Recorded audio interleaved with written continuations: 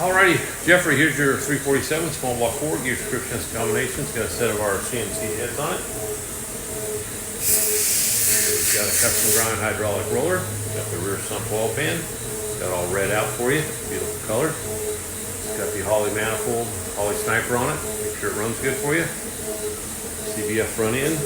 Go in there and make a run. See what she does. Stay tuned.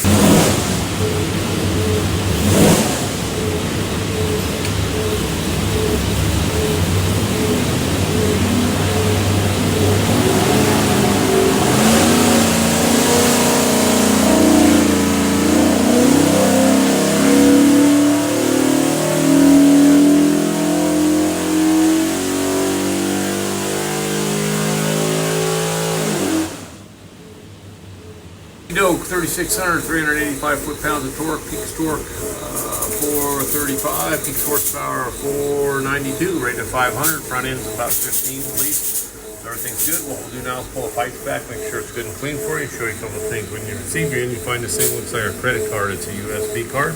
It is full of technical information. On the engine will be this tag. It will have your engine number, some other specs. Need something from us, that engine number is easy way to look you up, flip it over. Got a QR code.